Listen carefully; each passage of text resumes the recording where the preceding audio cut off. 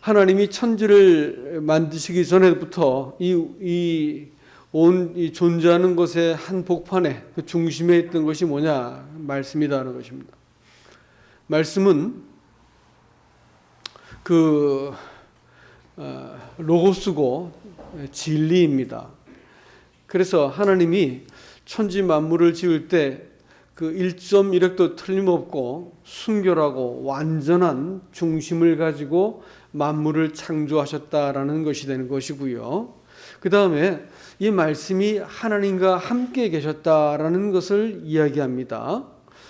그래서 이 말씀이 하나님과 함께 계셔가지고 아버지 하나님과 또 이 아들 예수 그리스도 하나님과 이 말씀이신 하나님이 함께 동거하셨다라는 것을 얘기하고 있고, 창세기 1장 2절에서는 1장 3절인가요? 거기서는 하나님의 신이 또 운행하셨다라는 말을 하고 있는 것을 저희들에게 보여줍니다.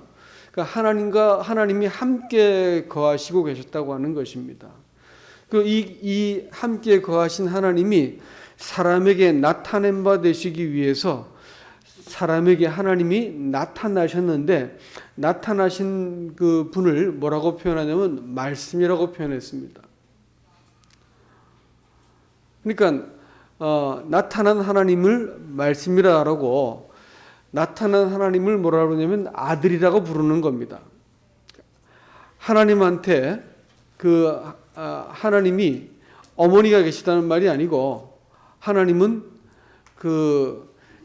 원래 이 하나님이 한 분으로 존재하시지만 하나님에게는 이 세 본체가 계시다, 위격이 계시다, 이렇게 표현을 하고 있는데, 이 세 분 하나님이 한 하나님으로 존재하시는데 세 분은 서로의 완전한 이 관계 속에 존재하시는 분이십니다. 그래서 이 관계 안에서 그 만물이 생성되게 되어지고, 또 사람의 생명도 이 관계 안에서 만들어지게 됩니다. 그리고 이 생명을 사람들한테 나타내 보이고 또 만물을 짓기 위해서 하나님이 어떻게 하시냐면 아들을, 그러니까 이 제2위격이신 말씀이신 분을 내보내세요. 세상 가운데 그분을 먼저 내보내셔가지고, 또 그분이 만물의 창조자가 되시는데, 그분을 통해서 하나님께서 만물을 하나하나 지어내세요. 그리고 또 그분을 통해서 만물은 다 그 안에서 딱 서게 만들어졌고, 만물은 그분을 통해서 모든 질서가 쫙 매겨지게 되어 있다고 하는 것입니다. 그러니까 이 천지 만물은 말씀을 떠나서는 존재할 수 없게 되어 있습니다. 그렇죠? 천지 만물은 하나님의 말씀을 따라서 존재가 되었고, 말씀이 사라지면 만물도 사라지는 것입니다. 1.1획도 하나님의 말씀이 사라지면 만물이 사라지는 것이요. 만물 안에 하나님께서 모든 것을 담아 놓으셨다라는 것입니다. 그런데 사람이 하나님의 말씀, 다시 말하면 하나님의 권위, 하나님께서 자신의 말씀으로 이렇게 자신을 표현하셨을 때 그 표현되어진 하나님의 말씀을 사람이 거절을 합니다. 그래서 하나님과 사람의 관계가 깨어지게 되어지죠. 하나님은 이 깨어진 사람은 존재할 수가 없기 때문에 영원한 멸망 가운데 던져지는 것입니다. 그러니까 사람들이 살아있는 것처럼 보이지만 여러분, 그것은 살아있는 게 아니고 소멸되어지고 영원한 심판을 받게 될 것입니다. 하나님의 말씀 안에서 그들이 관계를 맺지 못하면 다 소멸되는 것밖에 없습니다. 왜냐하면 말씀으로 천지를 지었기 때문에 그렇습니다. 말씀 안에 생명이 있기 때문에 그래요. 그래서 하나님께서 깨어진 사람, 다시 말하면 소멸되어지고 심판받고 소멸되어지고 영원한 형벌 가운데 던져질 수밖에 없는 이 사람을 위해서 하나님이 우주의 본체가 움직이셔가지고 사람한테 나타나시는 겁니다. 어떻게 나타나냐면 1장 18절 말씀 보시면 이렇게 되어 있습니다. 14절부터 보시면, 말씀이 육신이 되어 우리 가운데 거하심에 우리가 그의 영광을 보니 아버지의 독생자의 영광이요 은혜와 진리가 충만하더라. 본래 하나님을 본 사람이 없으되 18절 하나님 아버지 품속에 있는 독생하신 하나님이 나타내셨느니라. 여러분 이 본문을 잘 우리가 보셔야 되는데 이게 뭔 뜻이냐면 하나님이 자기를 표현하셨는데 이 표현되어진 하나님을 보니까 은혜와 진리가 충만하더라. 먼저 그렇게 말을 합니다. 은혜와 진리가 충만하더라. 근데 원래 순서는 진리와 은혜가 충만합니다. 왜냐하면 말씀이 먼저 계셨기 때문에 그렇습니다. 천지 만물이 로고스를 가지고 지어지고 유지되고 보존되기 때문에 진리가 먼저 있는 겁니다. 그 다음에 이 진리라고 하는 그것을 가지고 하나님이 사람들한테 그 의를 이거 설명 어떻게 드려야 할지 모르겠다. 여러분 그 의라고 하는 말이 사실은 관계적인 용어라는 것을 혹시 알고 계십니까? 의는 그 진리에 대해서 어떤 관계를 맺는가에 따라서 불이하기도 하고 또 의롭다고 인정해 주기도 하는 것입니다. 예? 진리에 대해서 왜곡되어 있거나 잘못되어 있거나 내가 어겨버리면 불의하다 이렇게 말하는 것이고, 진리에 대해서 복종하거나 최소한 또 바르게 되어지면 옳다라고 말해주는 것이지요. 그러니까 의라고 하는 말은 무슨 말이에요? 관계를 정의하는 말입니다. 진리에 대해서 본체이신 하나님 말씀에 대해서 하나님 말씀에 대해서 내가 어떤 관계를 맺는가에 따라서 의롭거나 의롭지 않거나인 것입니다. 사람이 도덕적으로 뭐 선하고 안 선하고 이런 문제를 묻는 게 아니고 이 진리의 신 하나님과 어떤 관계를 맺는가에 따라서 의로운가 의롭지 않은가를 보는 것이에요. 은혜라는 말은 뭘까요? 이것도 관계의 말입니다. 아세요? 은혜라는 말이 관계의 말이에요. 관계적 용어입니다. 뭔 뜻이냐면 절대 실패하지 않는 관계를 은혜라고 불러요. 아무리 넘어지고 아무리 형편없는 상태가 되어도 일방적인 사랑을 가지고 네 상태와 무관하게 내가 무조건적으로 내가 너를 사랑하겠다라는 것이 뭘까요? 그걸 은혜라고 부르는 거예요. 그러면 은혜와 진리가 충만하신 분, 하나님께서 사람에게 나타날 때 진리와 은혜가 충만했으면 다 죽었지요. 그러니까 하나님께서 사람에게 나타나기 위해서 순서를 바꿔가지고 은혜가 먼저 사람에게 보이게 하셨습니다.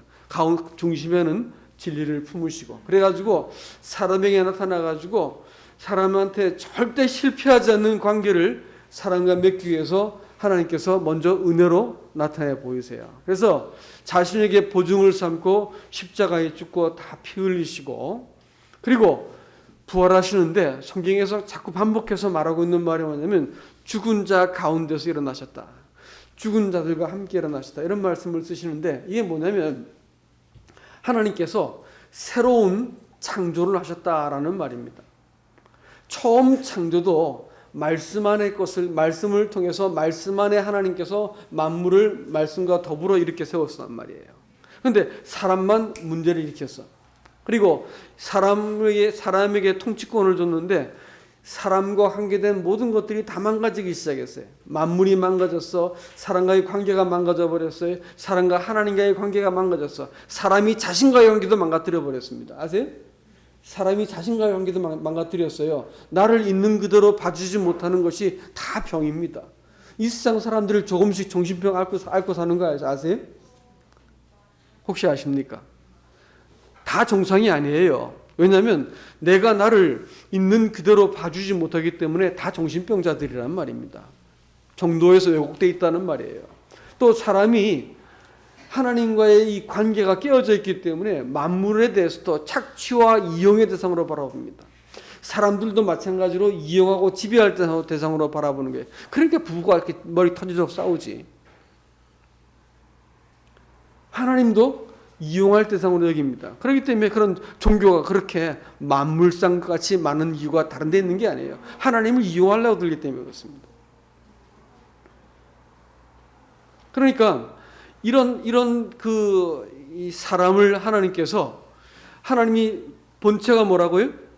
진리이시고 거룩이시고 완전하시단 말이에요.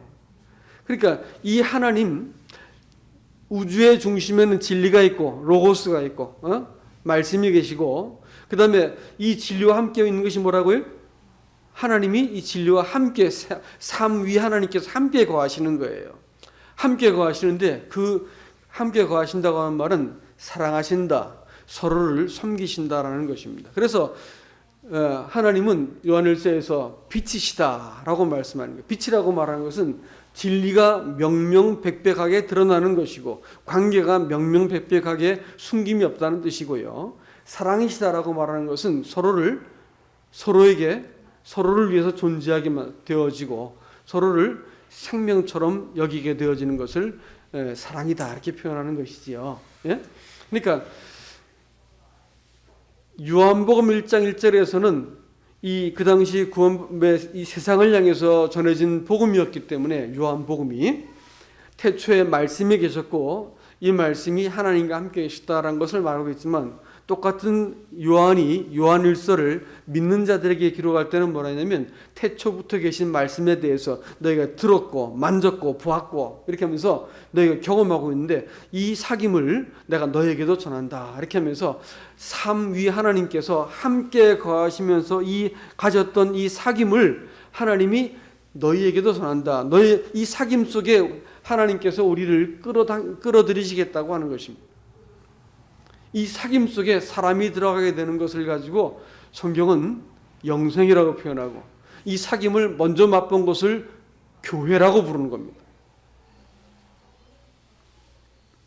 그래서 오늘 아까 증거된 말씀처럼 하나님께서 율법을 주셨어요. 그건 뭘까요? 진리에 해당됩니다. 그 다음에 또 뭘 주셨을까요? 제사를 주셨죠. 그럼 뭐에 해당될까요? 이것은 은혜에 해당됩니다.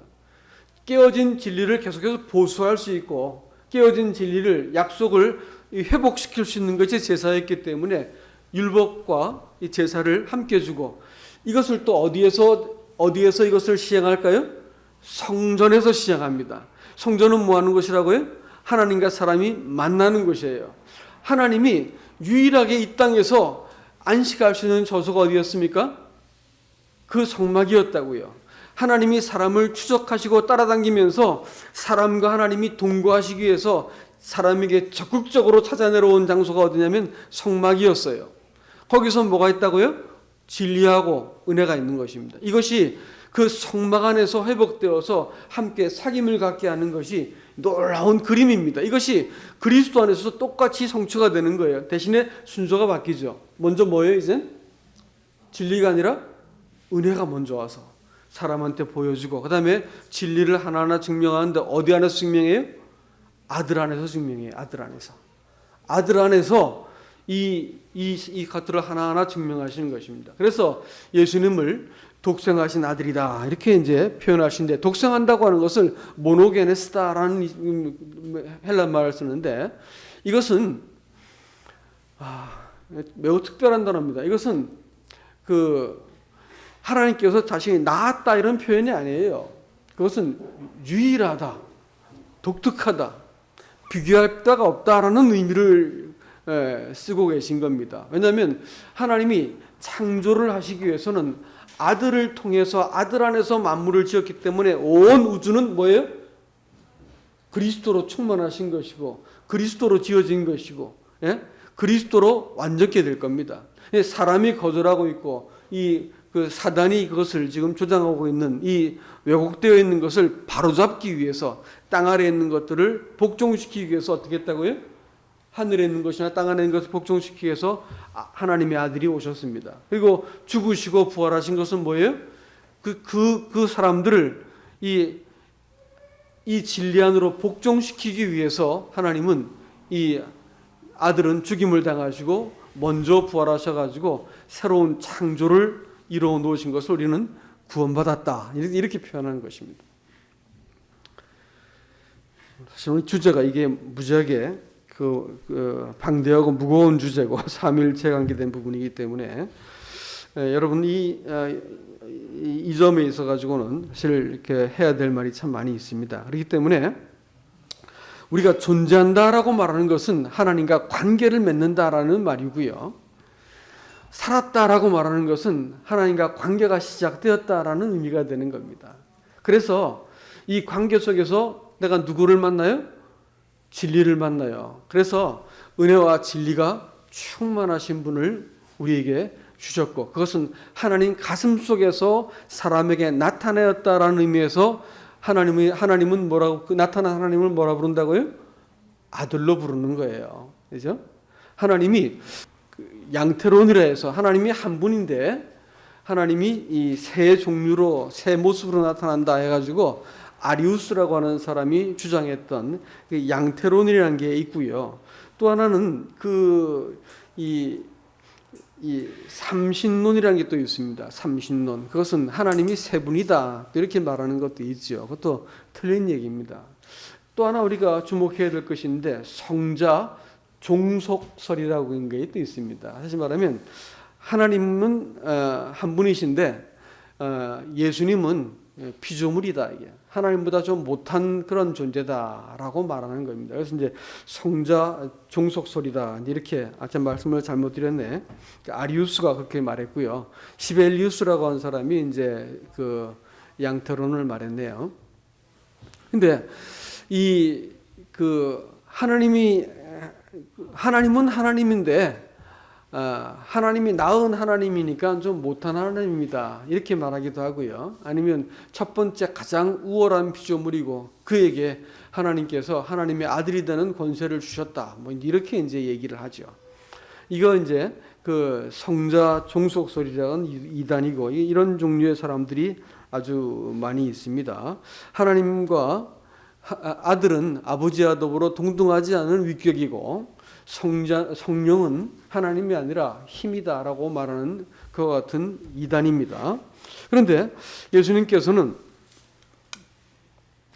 요한복음 8장에서 8장 24절에서 너희가 내가 그인 줄을 알지 못하면 너희가 죄 가운데서 죽으리라, 이렇게 말했는데, 그때 뭐냐면 에고 에임이라는 말인데, 그것은 출애굽기 3장 4절에서 하나님이 모세에게 자신을 말씀할 때 나는 스스로 있는 자다라고 말씀하실 때 그때 쓴 그 표현 그대로 예수님께서 에고 에임이 있습니다. 나는 스스로 있는 자다라고 말씀하는 거예요. 내가 지금까지 말해왔던 그인줄을, 너희에게 말해왔던 그인줄 너희가 알지 못하면 너희가 죄 가운데 죽을 것이다 라고 말씀하시면서 예수님이 하나님인 것을 우리에게 말씀해 주시고 있습니다. 예수님께서 아까 이제 말씀드렸지만 태초 천지가 만들어지기 전부터 미완료형으로 계신 분이었다라고 말씀하고 있었고요. 또 하나는 하나님은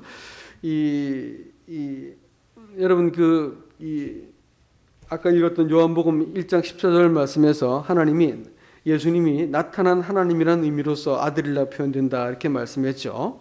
그리고 유대인들은 왕들을 하나님의 아들이라고, 하나님의 아들들이라고 표현을 합니다. 이것은 혈연적인 의미가 아니고 언약에 대해서 어떻게 그가 그 태도를 취하는가에 따라 가지고 하나님의 아들이라고 표현을 했다고 합니다. 그러니까 이제 하나님이 이 예수 그리스도를 통해서 예수 그리스도를 하나님의 아들이라고 표현하신 이유는 여러 가지가 나타나죠. 제일 먼저 그분은 자신이 마음을 사람들에게 표현하기 위해서 아들이라고 표현한 거. 아들을 볼 것 같으면 아버지를 알 수 있으니까. 또 한 가지는 하나님은 사람을 처음 지을 때 아들로 지어놨는데 사람들이 불순종함으로써 아들의 위치를 떠나버렸기 때문에 하나님께서 아들을 보내셔서 사람들을 아들로 회복시키고 아들들을 얻기 위해서 하나님이 아들로 이렇게 오신 것입니다. 그래서 그분께서 이 땅에 오셔가지고 아버지의 일들을 고스란히 그분이 하셨어요. 아버지의 말씀을 대언하셨고 아버지의 뜻을 순종하신 것을 알 수가 있습니다. 여러분 성경에서 예수님이 하나님의 씨다 이렇게 표현하시는 분들이 계신데 그건 성경을 자세하게 읽어보지 않아서 그렇습니다. 성경에서는 예수님을 하나님의 씨라고 표현한 데가 단 한 군데도 없습니다. 다윗의 씨, 아브라함의 씨라는 말은 혹시 쓸 수가 있어요. 왜냐하면 하나님이 약속하신 그 혈통을 따라서 하나님이 보내시겠다고 말씀했기 때문에 아브라함의 씨 혹은 다윗의 씨라는 말은 쓰세요. 그리고 베드로전서 1장 23절 말씀에서 그 씨를 말씀으로 표현한 경우는 있었습니다. 그래서 너희를 거듭나게 한 것이 곧 이 살아있는 말씀, 씨다라는 표현을 씁니다. 그리고 또 이 요한일서에서도 하나님의 씨가 너희 안에 거하심에 너희가 죄를 범하지 않는다 이렇게 표현을 할 때도 그 씨라는 것은 곧 말씀을 의미할 때는 있었습니다만은 예수님이 하나님의 씨다라는 말은 성경에서 그런 표현은 나온 적이 없습니다. 오해하고 계신 거예요. 성경을 자세하게 읽지 않았기 때문에 그런 표현을 쓰고 있습니다. 예수님은 하나님의 씨가 아니에요. 예? 하나님 자식이 아니라는 말이에요. 하나님 동등한 하나님이신데 위격에서 조금 더 약하신 분이 아니신데 그분이 세상을 창조하시기 위해서 자기 안에 세상을 창조하기 위해서 하나님은 이 하나님의 아들을 하나님 제2위격이신 하나님께서 세상에 먼저 나오셔가지고 그를 통해서 만물이 지어지고 그 안에 있도록 만드신다 의미에서 아들이라고 표현하신 거예요. 아시겠죠? 그래서 우리가 이 점에 있어가지고는 오해를 하지 않으셔야 될 것입니다. 말씀을 좀 정리를 해볼게요.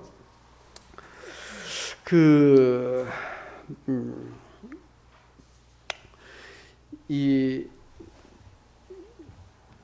아버지께서 아들을 내보내셨어요.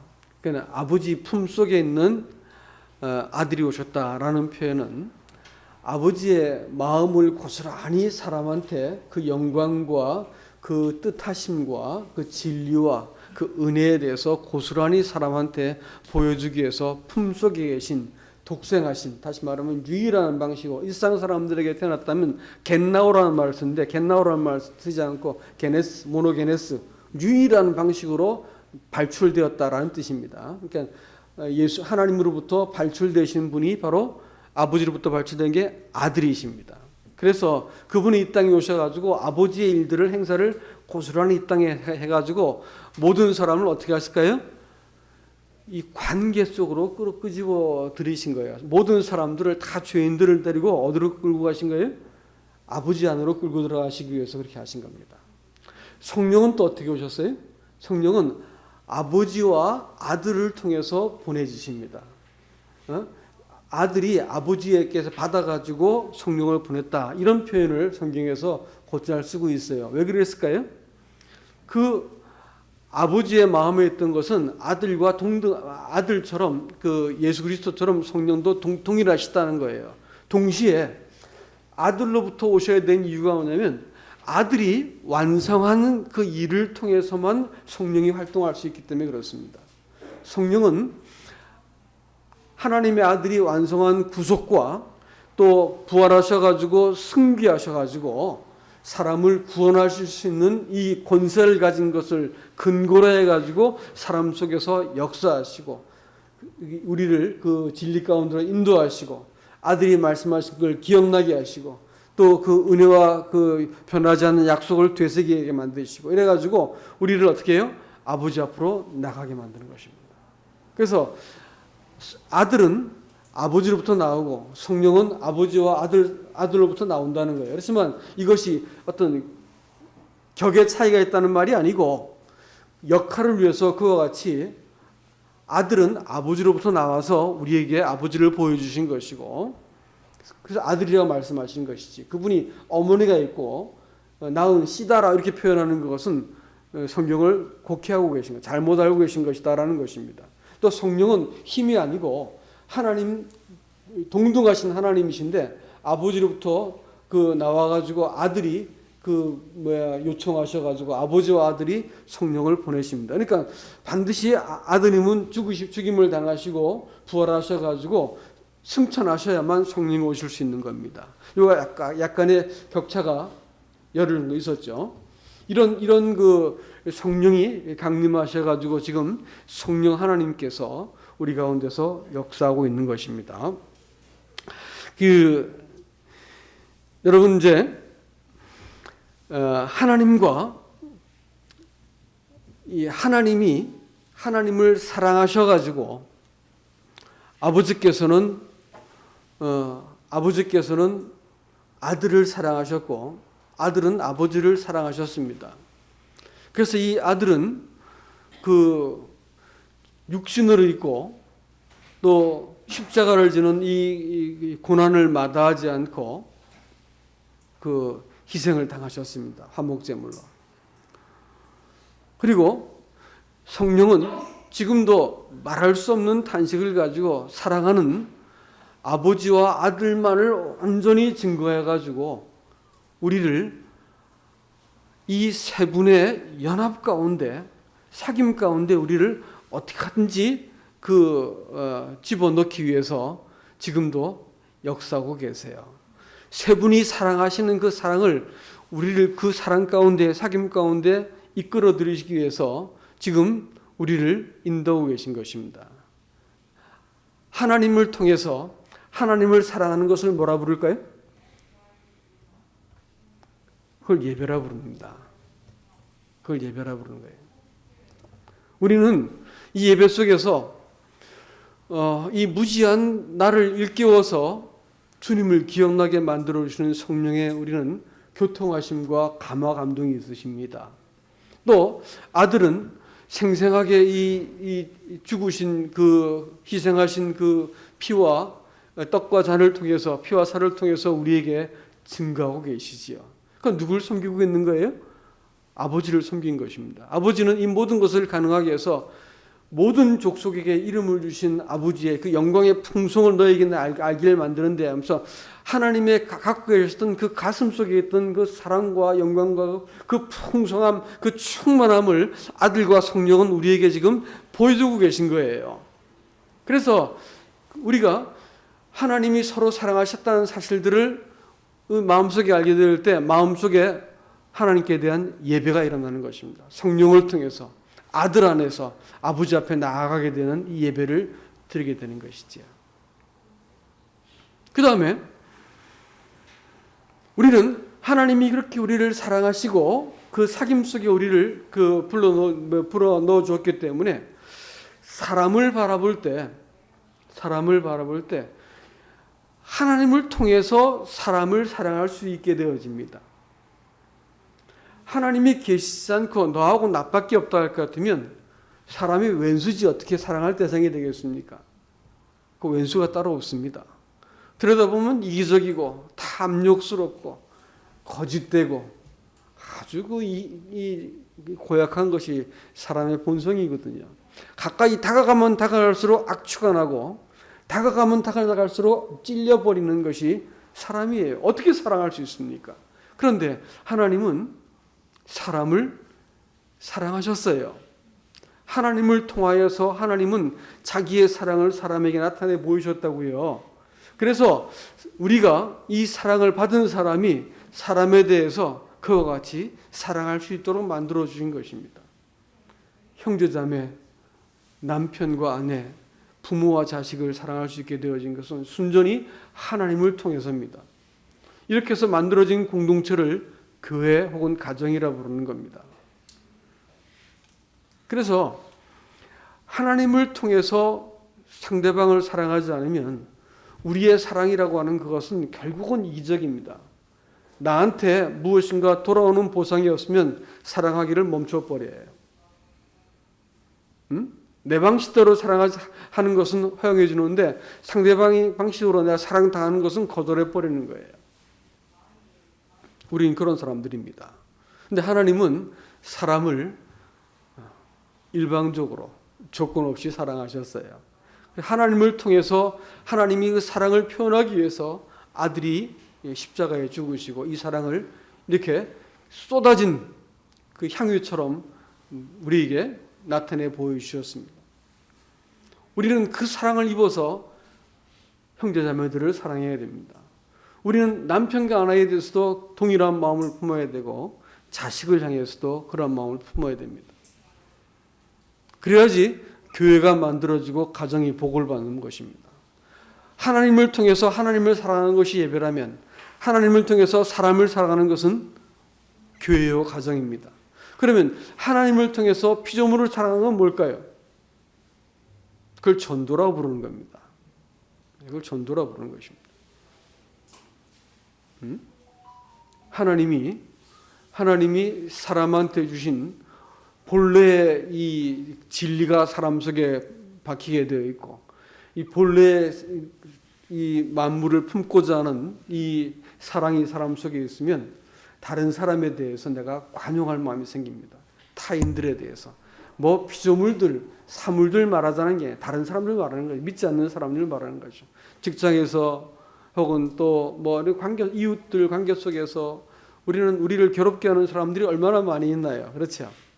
그런 사람들에 대해서 우리 어떻게 돼야 될까요? 하나님이 사랑하신 것을 가지고 피조물들을 사랑해야 됩니다. 이걸 전도라 부릅니다. 전도는 결국은 말로 하는 것이지만 그러나 전도는 말 이전에 우리가 어떤 사람인지를 유심히 들여다보고 그 말을 들어준다는 것을 명심하셔야 됩니다. 우리가 그 사람들을 사랑하지 않고 그 사람과 다른 품이 있는 그 법에 의해서 처신하는 사람이 아니라 할 것 같으면 똑같이 싸우고 똑같이 이해관계 따지고 똑같이 성질 부리고 그런 사람들 말을 들어줘야 할 이유가 뭐가 있겠어요. 그러나 이 사람이 처신하는 것이 격이 달라. 공기가 틀린 거야. 공기가. 그 사람이 숨쉬고 있는 그 삶의 방식과 목적과 방향이 다른 거야. 그럴 때 사람들이 왜 자기의 위기를 만났을 때 찾아와가지고 당신이 말하는 바를 제가 듣고 싶습니다라고 되는 거예요. 복음이 그렇게 전해지는 것입니다. 말씀이 그렇습니다만은 여러분 우리 삼위 되신 하나님, 왜 하나님께서 어렵게 삼위일체 이렇게 표현하셨을까라고 하는 것은 만물은 몰라도 돼요. 우리는 알아야 됩니다. 왜냐하면 하나님께서 자기 자신을 보여주기 위해서 삼위일체, 삼위가 되신 하나님을 이렇게 굳이 우리 가운데 보여주신 것입니다. 자, 우리 한번 말씀을 읽고 마치도록 하겠습니다. 에베소서 3장이 되겠습니다. 아까 제가 예배 시간에 잠깐 읽었었는데